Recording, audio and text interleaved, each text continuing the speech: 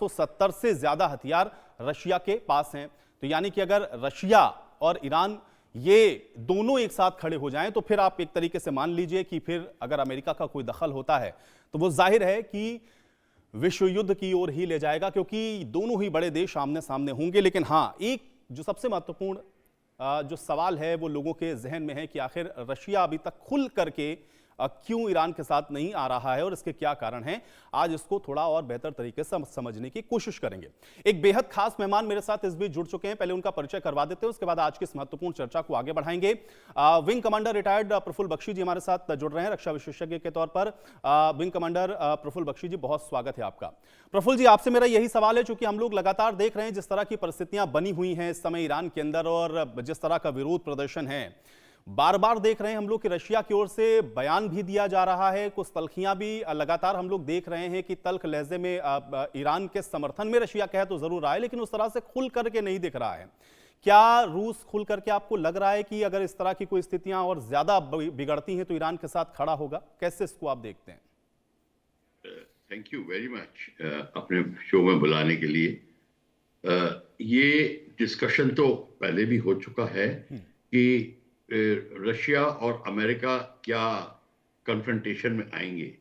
इस समय जिस तरीके के स्थिति में अमेरिका और रशिया दोनों हैं, वो पहली बात तो है अमेरिका और ईरान का कन्फ्रंटेशन हो चुका है और उनमें दो कोई खास जिससे कहते हैं कि कंपैरिजन नहीं है। अमेरिका बहुत ताकतवर देश है, पर रशिया और अमेरिका इस समय डायरेक्ट कन्फ्रंटेशन में नहीं आएंगे, क्योंकि अमेरिका इस समय अपना जो स्थिति को संभालने की कोशिश कर रहा आफ्टर वेनेजुएला एपिसोड, और रशिया अपनी स्थिति को संभाल रहा है यूक्रेन में, और दोनों एक्चुअली एक दूसरे के सपोर्टर है। वहां पे अमेरिका यूक्रेन में रशिया का सपोर्ट कर रहा है, बल्कि अमेरिका ने तो ये कहा है कि रशिया ने जो एरिया ले लिया वो रेगुलराइज हो जाए, क्योंकि अमेरिका अपना फायदा देख रहा है उस एरिया में। तो इस स्थिति के अंदर पहली बात, जब हम कोई इक्वेशन ऐसी बनाते हैं जिसमें रशिया और अमेरिका कन्फ्रंटेशन हो तो बड़ा मुश्किल होगा। रशिया पूरा ट्राई करेगा कि किसी तरीके से अमेरिका के साथ में और ईरान और अमेरिका के बीच में कोई ऐसी स्थिति पैदा हो जाए जिसमें लड़ाई ना करनी पड़े, तो मतलब दोनों को, और रशिया को इंटरवीन ना करना पड़े। ये रशिया के हित में होगा इस समय। रशिया नहीं चाहेगा कि वो ऐसी लड़ाई में घुस जाए जिसमें कि अमेरिका का सामना हो और फिर वहां यूक्रेन में फंसा हुआ है इत्यादि। हालांकि चाइना पीछे वेट कर रहा है और चाइना इस गेम के अंदर पूरा अपना फायदा उठाने की कोशिश कर रहा है। वो देख रहा है इक्वेशन कैसे बनती है ताकि वो नहीं। लेकिन प्रफुल्ल बख्शी जी, एक चीज थोड़ा सा मेरे दर्शकों को जरा आप समझा दें और मुझे लगता है कि बेहतर आप इसको बताएंगे। ये तो मोटे तौर पर सबको दिख रहा है कि यूक्रेन के साथ अभी उलझा हुआ है रशिया, इसलिए हो सकता है कि बिल्कुल डायरेक्ट अभी उस तरह का इन्वॉल्वमेंट ना हो। लेकिन अगर इस तरह की परिस्थितियां बन जाएंगी तो नुकसान तो जाहिर है कि रशिया को इसका होना है। तो क्या आपको लग रहा है कि कुछ बैक सपोर्ट या इस तरह की कोई चीजें हो सकती हैं अगर डायरेक्ट कन्फ्रंटेशन ना भी हो तो? देखिए, डायरेक्ट कन्फ्रंटेशन ना हो, वो पूरा सपोर्ट रहेगा। जैसे कि ईरान ने सपोर्ट किया है रशिया को, उन्हें अपने ड्रोन्स भेजे हैं, ऑर्डिनेंस सप्लाई भेजी है, जो आर्टिलरी शेल्स हैं जो कि पूरे नहीं पड़ रहे थे रशिया को, क्योंकि इसकी 4 साल की लड़ाई में, और वहां पूरा नेटो सपोर्ट कर रहा है यूक्रेन को, तो रशिया ने एक किस्म से बहुत बड़ा अभियान सिर्फ यूक्रेन से नहीं लड़ रहा था, वो यूक्रेन सपोर्टेड बाय नेटो से लड़ रहा था। तो इस समय रशिया बड़े प्रेशर में है वहां पे, उसमें दो राय नहीं है, और रशिया अवॉइड करेगा इसको, क्योंकि बस डायरेक्ट कन्फ्रंटेशन में रशिया नहीं घुसेगा। अपना पूरा आर्म सप्लाई करेगा, अपने पूरे जिसको कहते हैं फाइटिंग मटेरियल। अब फाइटिंग मटेरियल में आपको मैं बात क्लियर करा दूं, हम गिनती में टैंक वगैरह को गिनता ना गिने, क्योंकि ना अमेरिका का टैंक ईरान तक पहुंचेगा, ना ईरानी टैंक अमेरिका तक पहुंचेगा। बात होगी मिसाइल्स की और एयरक्राफ्ट की, लॉन्ग रेंज बैलिस्टिक मिसाइल्स और बॉम्बर एयरक्राफ्ट इत्यादि होंगे, वो जरूर होंगे। पर और शिपिंग, जहां पे अमेरिका की शिपिंग को ईरान पकड़ेगा, जहां पे ईरानियन शिपिंग को अमेरिका पकड़ सकता है, वो हो सकता है। Ships, the battle fleet can come right up to in the Persian Gulf on, but vice versa Iran के पास सबमरीन हैं और शिप्स हैं, पर ऐसा उनके पास नहीं है जिसको कि आप कह दें कि उनकी फ्लीट वहां तक जा सके। तो अमेरिका बिल्कुल को सही कह रहे हैं सर आप। और वैसे भी अमेरिका और ईरान के तो खैर कंपैरिजन नहीं हम लोग कर सकते हैं, लेकिन हाँ ये जरूर है कि रशिया अगर साथ में रहेगा तो ये चीजें पर थोड़ी सी एक और बात बेहतर बता हो दूं सकती आपको। सर मैं बिल्कुल मैं एक बात सर माफी के साथ थोड़ा सा रोक रहा हूं, मैं आऊंगा। एक सवाल है मेरा, मैं दर्शकों के बीच हमने रखा था, उसका एक सर्वे मैं दर्शकों को बताता हूं, उसके बाद मैं इसी के साथ आपके साथ फिर से इस चर्चा को आगे बढ़ाऊंगा। देखिए हमने सवाल ये पूछा था कि ईरान में चल रहे विरोध प्रदर्शन और आर्थिक संकट के बीच में खामनेई की सरकार को बचाने के लिए रूस क्या करेगा। अब लोगों की राय देखिए, रूस कुछ नहीं करेगा, वो पहले से ही युद्ध झेल रहा है, 29% लोग ऐसा मानते हैं। रूस का समर्थन सिर्फ मौखिक है, ये 17% लोगों का मानना है। रूस सेना भेज सकता है, 34% लोग ये भी कहते हैं, और 20% लोग ऐसे हैं जो इस पर मिली जुली प्रतिक्रिया दे रहे हैं, यानी कि वो ये कह रहे हैं कि वो इस पर कुछ भी नहीं कह सकते हैं। इसके अलावा दूसरा सवाल यह था कि क्या ईरान पर दूसरे देश का अगर हमला हुआ तो रूस सीधे हस्तक्षेप करेगा या यूक्रेन युद्ध की वजह से वो पीछे हट जाएगा।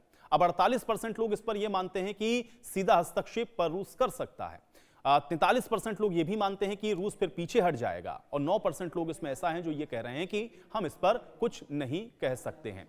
तीसरा सवाल क्या रखा था हमने अपने दर्शकों के बीच में, वो भी आप देखिए। सवाल यह था कि क्या चीन और रूस ईरान गठबंधन ईरान की सुरक्षा करेंगे या सिर्फ ये प्रतीकात्मक होगा। अब इस पर जवाब लोगों का देखिए क्या था।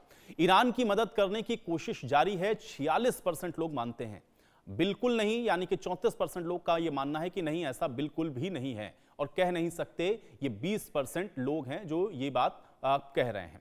प्रफुल्ल बख्शी जी हमारे साथ लगातार बने हुए हैं। प्रफुल्ल जी, आपकी बात भी अधूरी रह गई थी और ये सवाल भी अब सबके जहन में है कि क्या ये जो अभी सपोर्ट की बात हो रही है या वैश्विक स्तर पर जो भी देश हमको दिख रहा है कि ईरान के समर्थन में खड़े हो रहे हैं, ये सिर्फ एक ओरल या फिर एक मौखिक बात है। जब वक्त आएगा तो फिर उस तरह की यूनिटी या फिर उस तरह से एक साथ होकर के कोई आपको एक नया फ्रंट खुलता हुआ नहीं दिख रहा है। प्रफुल्ल जी देखिए, सबसे बड़ी बात है, जो आप एक दूसरे को आर्म सप्लाई कर रहे हैं वो जारी रहेगा।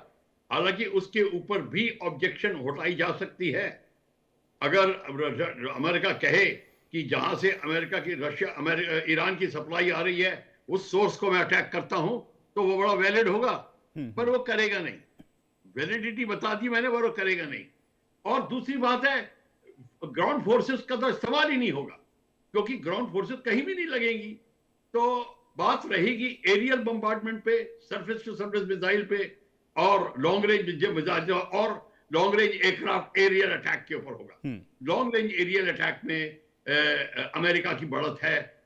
Iran is nothing to write home about. कुछ नहीं है ईरान के पास, इतना ज्यादा नहीं है कि वो कुछ ऐसा कर सके।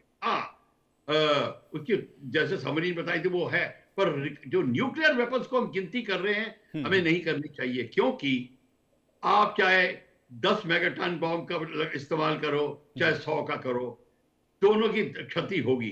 अब ये देखना पड़ेगा, अगर आप न्यूक्लियर वेपन्स को लॉन्च की बात है तो मिसाइल्स ईरान के पास में भी है, मिसाइल्स अमेरिका के पास में भी है।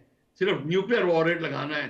एक न्यूक्लियर वॉरहेड वाली मिसाइल अगर अमेरिका पे लैंड करती है, वहां पे बगावत हो जाएगी अमेरिका में। लोग सहेंगे नहीं इस बात को। प्रेसिडेंट विल टॉपल और एवरीबॉडी विल गो। तो ये आप मान के चलिए उनकी कैपेसिटी नहीं है न्यूक्लियर वेपन्स को झेलने की। बिल्कुल, लेकिन प्रफुल्ल बख्शी जी फिर इसके साथ एक सवाल और मेरा है कि अगर ये रिजीम चेंज हो जाता है वहां पर, या खामनेई का सत्ता से बेदखल वो हो जाते हैं, कोई नया वहां पर हमको एक दिखता है कि एक नया सत्ता वहां पर काबिज हो रही है, तो इसका जो असर है वो किस तरह से फिर पड़ता हुआ आप देख रहे हैं, और वैश्विक परिप्रेक्ष्य में फिर इसके क्या नतीजे आने वाले हैं अगर ऐसा होता है तो? आपका क्वेश्चन रिपीट कर देंगे जरा दोबारा। सर मेरा सवाल यह है कि अगर रिजीम चेंज हो जाती है ईरान में, तो फिर इसका जो असर है वो किस तरह से पड़ता हुआ आप देख रहे हैं वहां पे? देखिए, रिजीम चेंज के तो आशा है, ये उसमें किसी की इंटरवेंशन की भी जरूरत नहीं है, क्योंकि खमीनी बहुत अनपॉपुलर हो चुका है, उसमें दो राय नहीं है। यहां तक कि सबसे ज्यादा ऑपोजिशन उनकी विमेन जनता से आ रही है, जो कि बिल्कुल खिलाफ है इसके, और उनके राइट्स और जा रहे हैं। और आजकल जो रेडिकल इस्लाम को कोई नहीं फॉलो करना चाहता, दे डोंट लाइक शरीयत लॉज एंड एटसेट्रा, जितने जो उसके साथ में सैंक्शंस आते हैं वो कोई नहीं लाइक करता। इसमें खमीनी की काफी इस समय इसको प्रॉब्लम है, और शाह ऑफ ईरान का जो लड़का है वो क्राउन प्रिंस वो वापस आ रहा है, उसकी बहुत ज्यादा सपोर्ट है। और एक और बात बता दूं, मोसाद बड़ा एक्टिव है ईरान के अंदर। क्यों? क्योंकि मोसाद ने हेडक्वार्टर बनाया हुआ है राइट फ्रॉम 1978 से, जब ईरान और इराक लड़ाई कर रहे थे।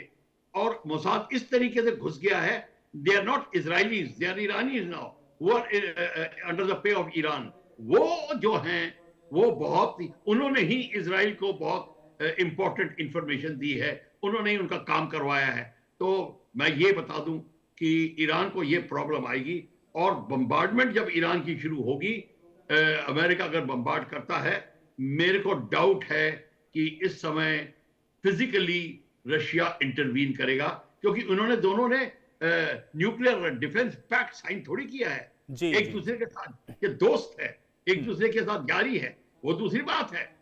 एक बार था जब ईरान और इराक जब लड़ रहे थे, इजराइल के पूरे साइंटिस्ट बैठे ईरान में, ईरान की मदद कर रहे थे, उनकी मिसाइल्स तैयार करा रहे थे, केमिकल एंड बायोलॉजिकल वेपन के वॉरहेड लोड करा रहे थे, सब कुछ कर रहे थे, एयरक्राफ्ट को रेडी कर रहे थे, उनकी आर्मामेंट दे रहे थे और उनके एवियोनिक्स दे रहे थे, पर इंटरवीन नहीं कर रहे, लड़ नहीं रहे थे उनके साथ, उनके बिहाफ में।